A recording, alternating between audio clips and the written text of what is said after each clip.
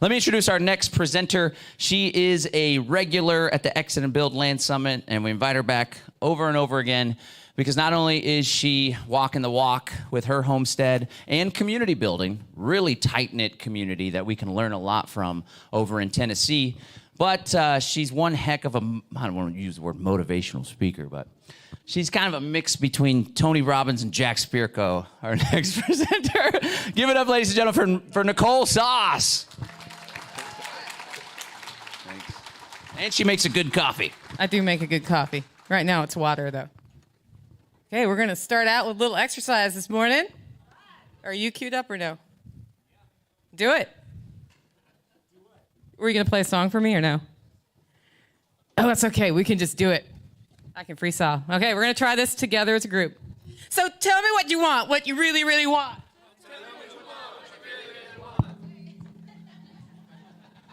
Sometimes we need a do-over. So tell me what you want, what you really, really want.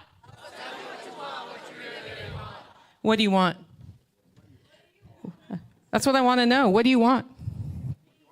Freedom, peace. But what do you really want? Who wants a homestead? Why?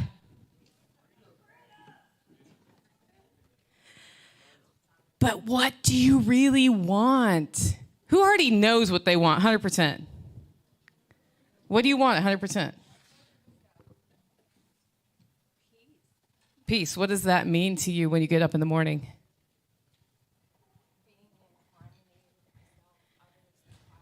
Being in harmony with myself, others, and the cosmos. In the land? But what does that mean? Are you hearing birds? Are you hearing cars? You can hear it all. But what do you do while you have peace? Are you drinking coffee? I highly recommend that. But are you drinking coffee? Yoga. Oh, so you're taking care of your body to be in tune every day. And you have the space to do that because you don't have to run to a job at 7 in the morning? Huh? That's pretty cool. How'd you get there? I wanted it. Okay, who doesn't really know what they want? It's a trap. What do you think you want?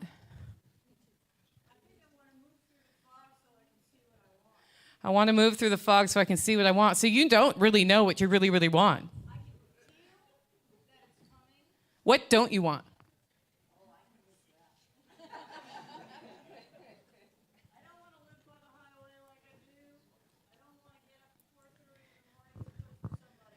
Okay, no cooking at 4:30 in the morning. Do you do that now? Oh, yes. At a Marriott. Okay. I like food. I like food. Yes.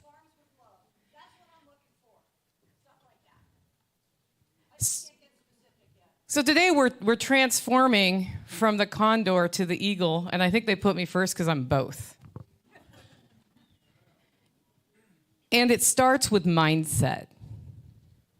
What you really, really want is how you get to where you want to go. And I was thinking about this. In grade school, we would go out to recess, a bell would ring, and we would run back to the room, and if we had to pee, we ran like that.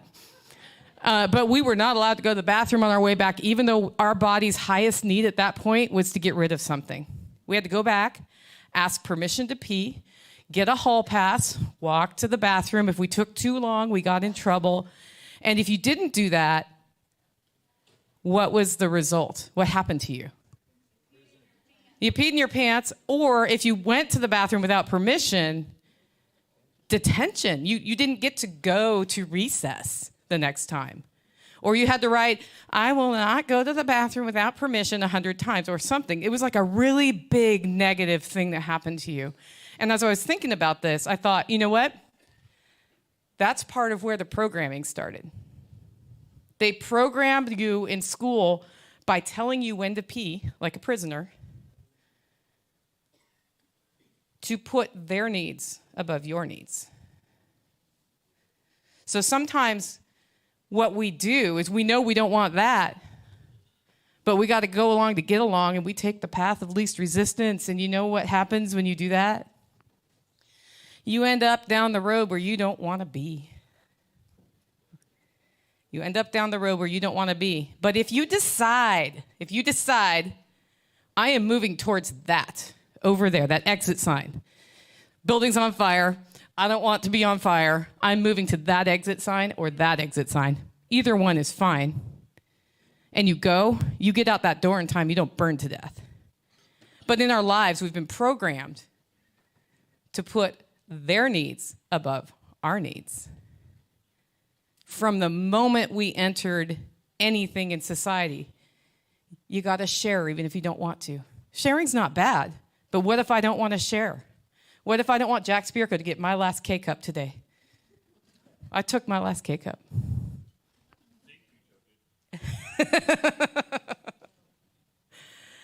When you go along to get along, you just don't end up where you are. So the first thing you need to do to change your mindset is decide. And if we blame the system, the next question is, what have you done to change your reality? I like to say freedom, which I heard us talk about this morning. Freedom is a state of mind. You can be free in your head in a 6 foot by 6 foot by 6 foot box. You may not be super happy, but the people who come out of terrible confinements like that, they came out because their mind was free and they focused on what they could do and they focused on building a world for themselves that was free. And when they got out, they could actually build free. If they had given into the despair and the fear, which you can imagine in a 6 foot by 6 foot by 6 foot box. I don't know who else is claustrophobic here, but that would be torture for me. When they were in there, if they gave into the despair, they came out broken and unable to go on. I don't love McCain, who's dead now, but McCain came out and built something for himself. And he had that story to build with, right? So something I want to get out early. If you want to reach the resources I reference in this podcast, in this presentation of a podcast. My name's Nicole Sauce. Nicole, Nicole, Sauce. NicoleSauce.com is my website. I know, shocking. And on that website, I refer to the My Three Things podcasts and method. I'll be referencing some books that are really helpful for your homestead today. They're all there. And if you want to not forget that, take your phone out right now. Send yourself a text message, NicoleSauce.com, or send it to your closest friend, and they'll be like, what? And you'll have a follow-up. It'll remind you to do that, because you're going to want to go there. You're going to want to get those references.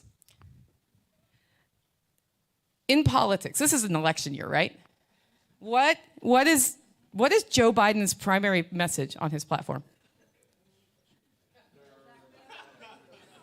I know it's a trap again, right?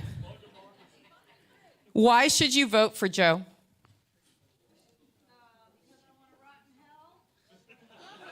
Because you don't want to rot in hell? Is it because we don't want to vote for Trump? It's because we don't want the other guy. You know who else ran on that platform? Hillary Clinton. Same guy. They really don't like him. If you look at politics and you look at people who set up their entire campaign as don't vote for the other guy, how does that usually go? We're not going to talk about election fraud right now. We don't need to go down there. How does that usually go? Not amazing. If your only arrow in your quiver is don't vote for them, and it's a reaction, usually you lose. And if you win, usually things don't go well because you have trouble getting things done, because really what you rallied was a whole lot of energy for, I don't like that person. Instead of, I want to go down the road towards this vision. That's the same with your life. It's the exact same with your life. If you build the life you choose, if you want to build the life you choose, you will always fail if you design your life to avoid something rather than move to something. And if you get nothing else today, locking in on that, asking yourself every day, am I building towards something or am I scared of something so I'm running away from it? And the trick is in the mindset change to learn how to let go of that running away. To let go of your programming. And to do the following, say something to yourself every day that's hard for a lot of us to say because of where we went. And I learned this one from Jack Spirko. And I want you to say it. I deserve what I want. Okay, let's really say it. I deserve what I want. If what you want is to wake up every morning able to do yoga, to align yourself with nature in a peaceful environment where you are at one with the earth and maybe growing some of your own food, or at least next to somebody who is, so you can trade your skills for that, that's 100% okay, and you shouldn't have to ask permission for it. That's right. Yeah. One of my closest friends lives in a small apartment in Manhattan so she can walk outside and go to any restaurant she wants and go to fashion shows, and she loves it. And it's very metropolitan, and she's a super empowering person, and that's what she wants. Has she exited? She hasn't exited the city, but she has mentally exited the system. 100%, it's okay. How many people have trouble buying land here? You're afraid, like your biggest hurdle right now for what you want is buying land. Uh-huh. What do you want? Won't you be my neighbor? I have some pretty good neighbors. Years ago, before I got to be on stages like this, I created a nonprofit designed to help libertarian think tanks communicate freedom in story. So we would find out this policy that we thought would be good, which is basically do less government thingies, just officially, like that's the scientific term.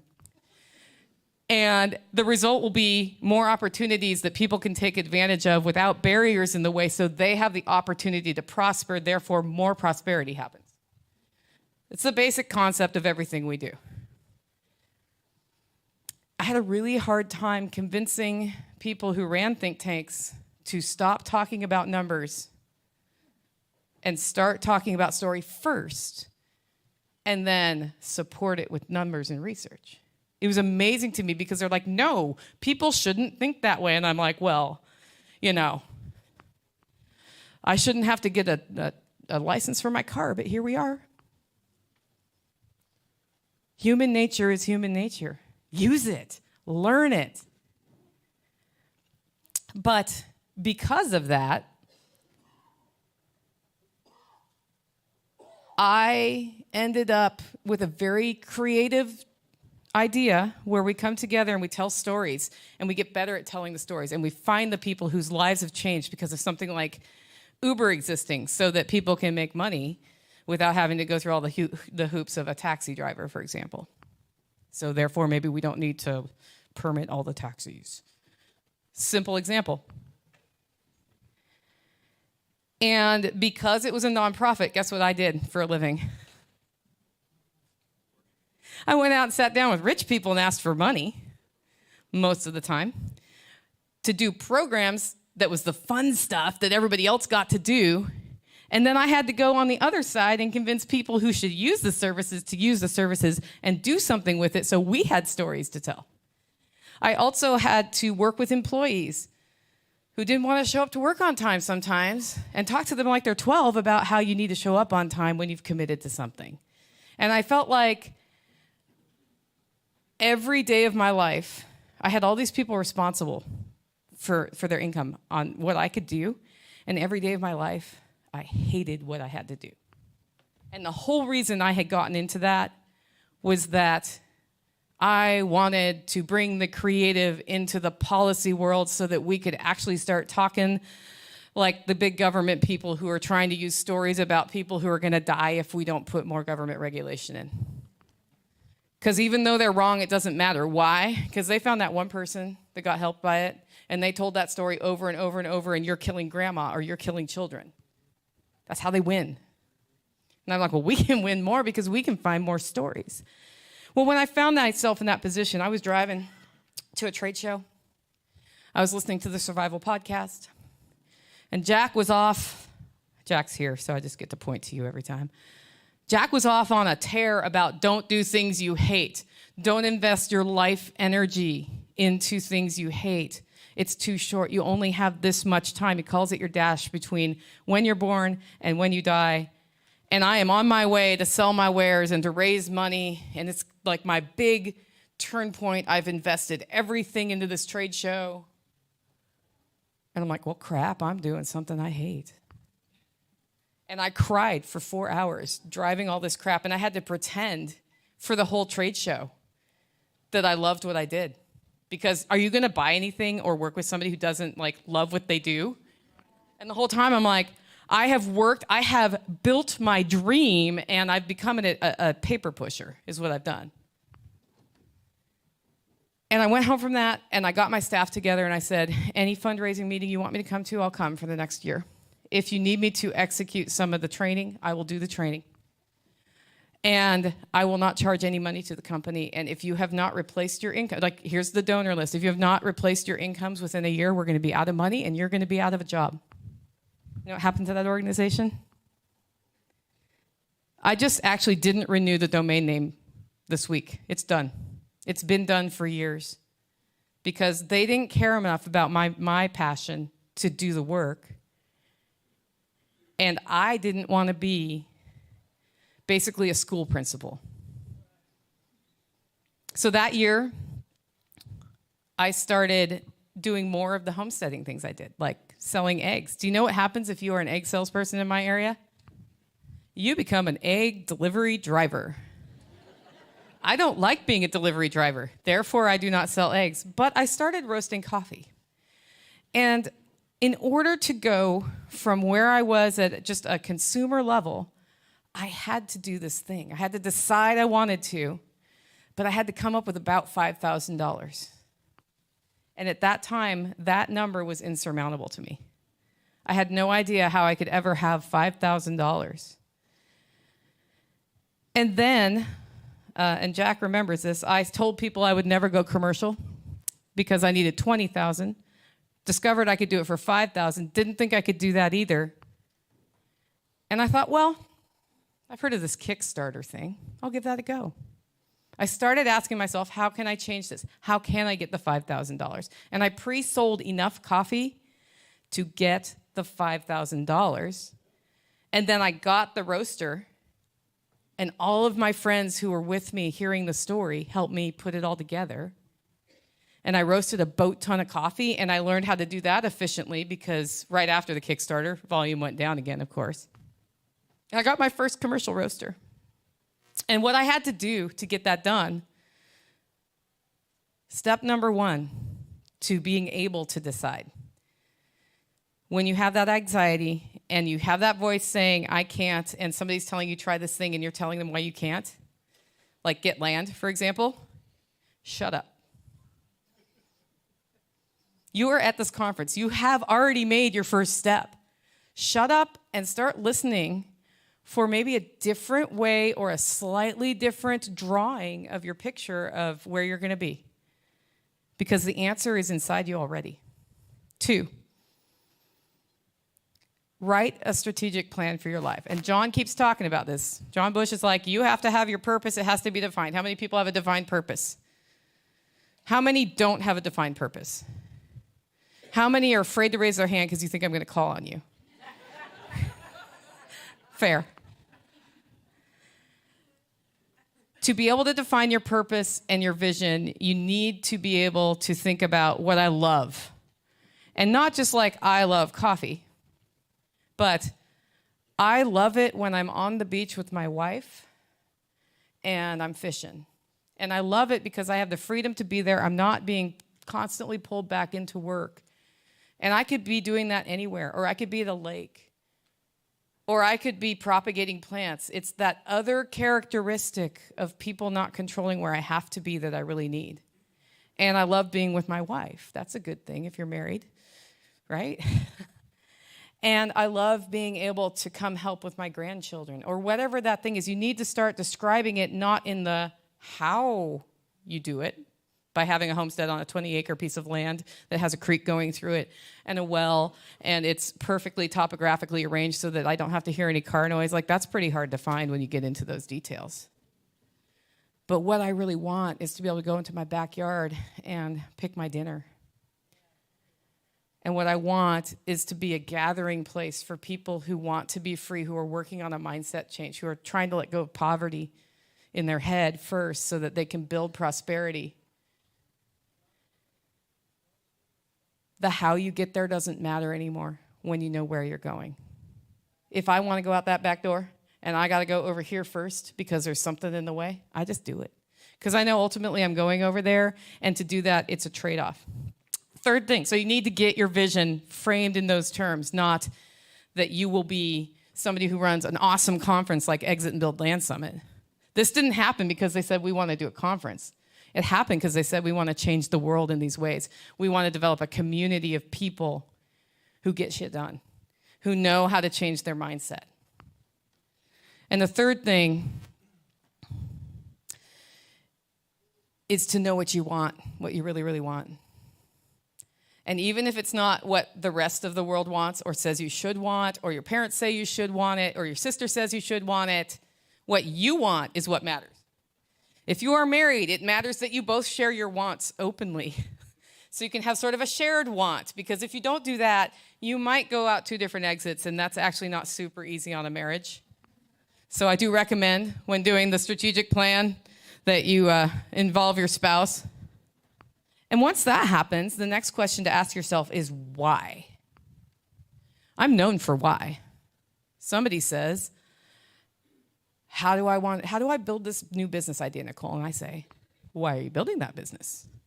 And they're like, because I need money. And I'm like, but really, why are you building that business? Why your why? Why your why like you're a 3-year-old annoying little kid in the car asking why the sky's blue. And eventually you will come across something. It'll be because I feel most happy and safe and secure when I'm in charge of my income and it's stable and I can cover food needs. That's mine, right? And I'm most stable and secure when there's a community of like-minded people around me who are following their passions too, who we can build each other up, rather than somebody coming after me saying, I'm coming for you. I don't like people like that. I've had 2 people do that to me in the last 2 weeks. They're like, I'm going to make you go out of business. And I'm like, good luck, because I don't care. You know why I don't care? Because I have a community of like-minded people around me who support what I do. My coffee's great. But the real reason they buy my coffee is because they're buying my coffee.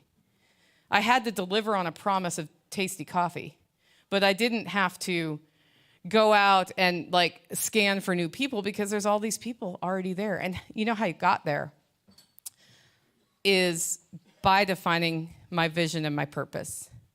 And then when that happened, you end up with a really big to-do list of things you need to do, don't you? Who's on a new homestead right now? Do you ever feel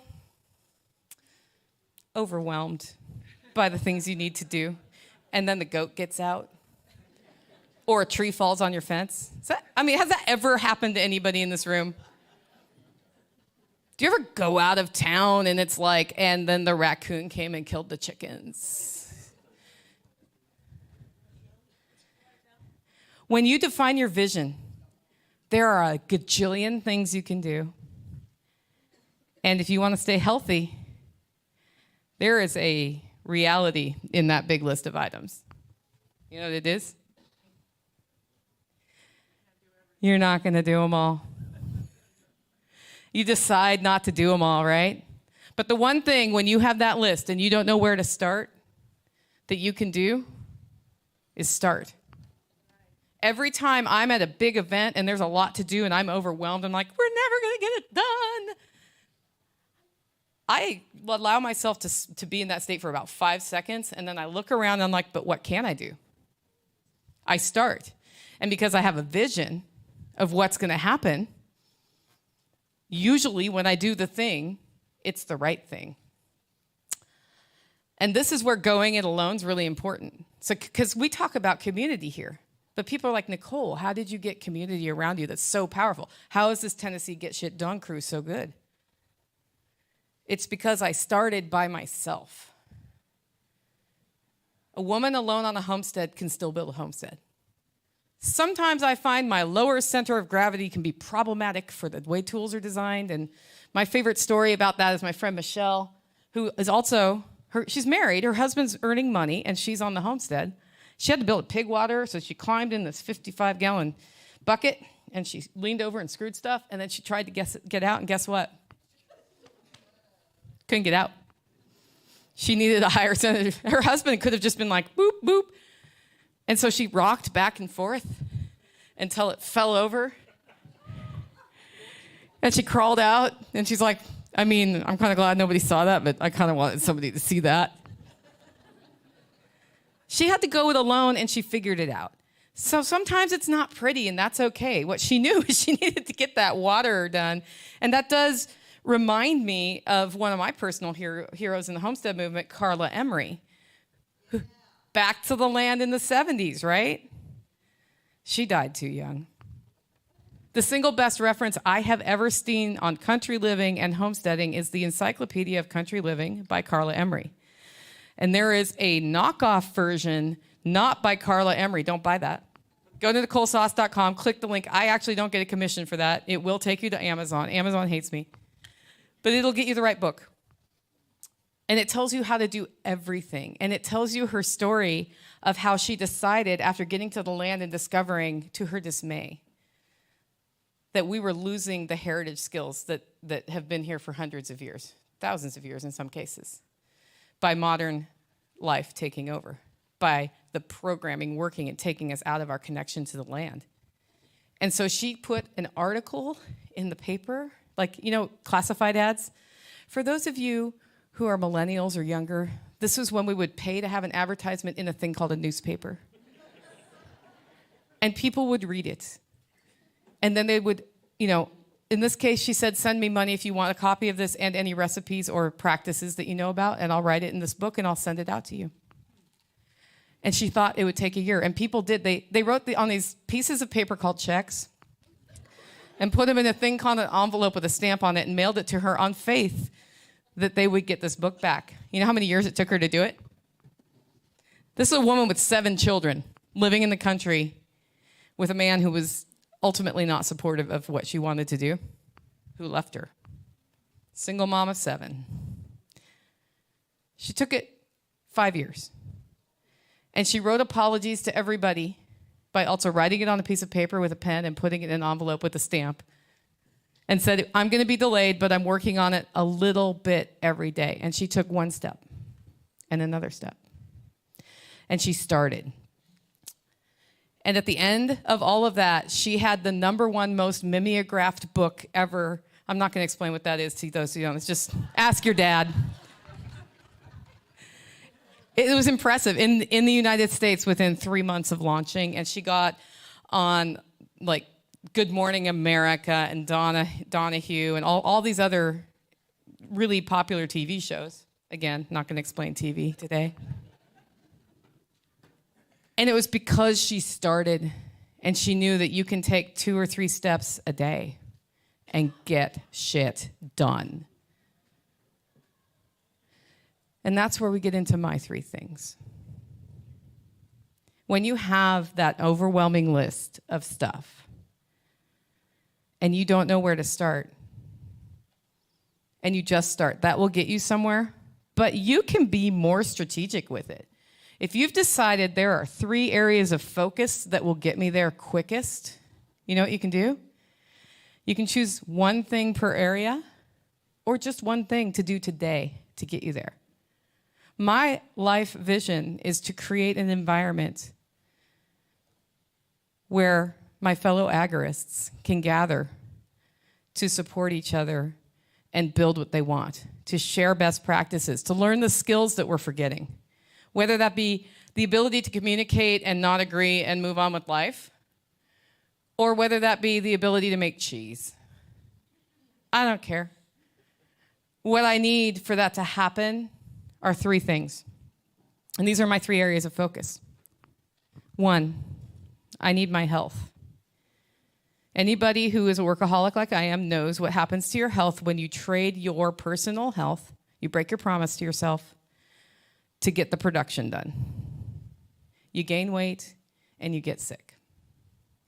Or you lose a bunch of weight and you get sick. It kind of depends on what kind of person you are. That's why my health is my first area of focus and the number 1.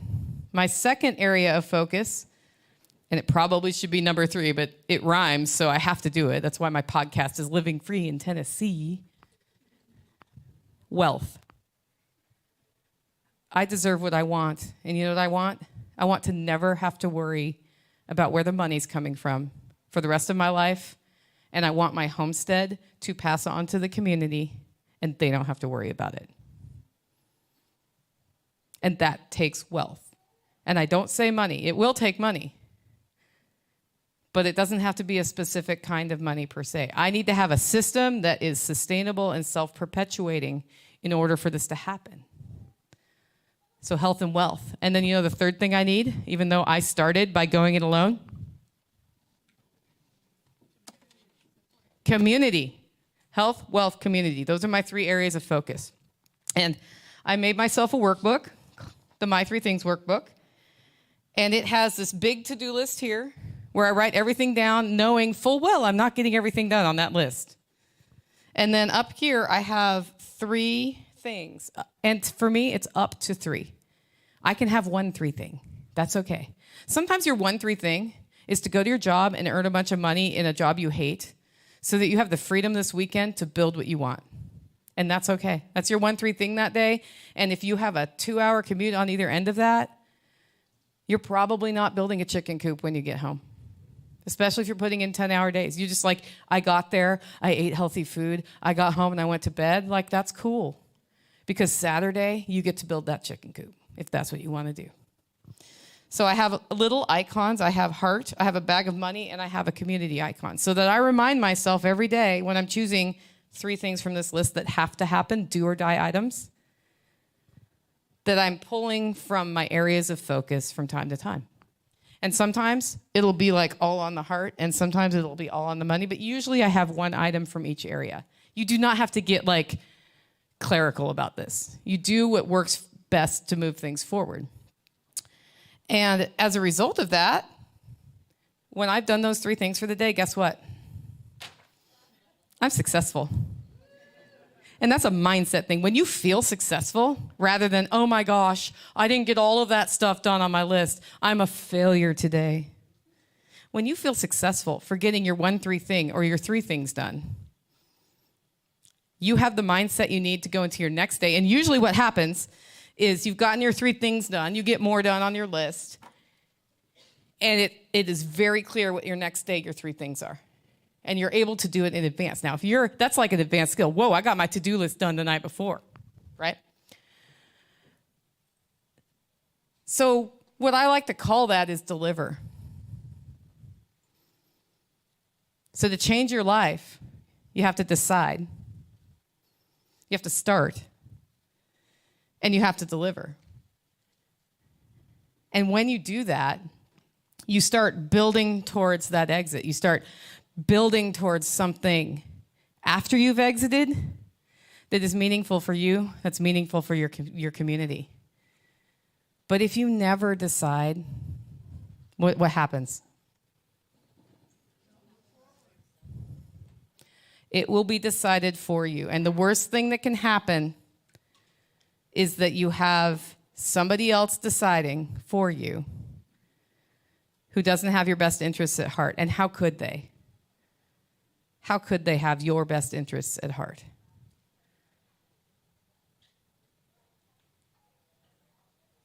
The last thing I want to talk about today is promises. I started out by saying something about promises and deliver and all these things. Do you know the worst person you can break a promise to? Yourself. The worst person you can break a promise to is yourself. And you know who the first person is we break promises to because we feel obligated to do things? Ourselves. every time I reach for that extra piece of chocolate I'm not supposed to have, it's a broken promise. Every time I don't walk my dogs first thing in the morning, it's a broken promise. If you can't keep your promises to yourself, how can I believe that you'll keep your promises to anybody else? You can't build community if you're breaking promises to yourself. And if that promise is once a year I go away for a week and I just get rest and I rejuvenate and I come up with new ideas, don't break that promise to yourself no matter what. Deliver on that promise to yourself. Because the way we build a better life and the life we choose and the way we become the kind of community and the kind of people who are there for each other is we create our vision, we decide to move towards it, we start moving towards it, and we deliver on our promise to ourselves so that other people jump on board. Everybody who asks me how you build community, that's it. You build something that people want to be involved in, and then you let them in, and they come. I lived alone in a homestead in the middle of nowhere for years before I started talking about it on a podcast.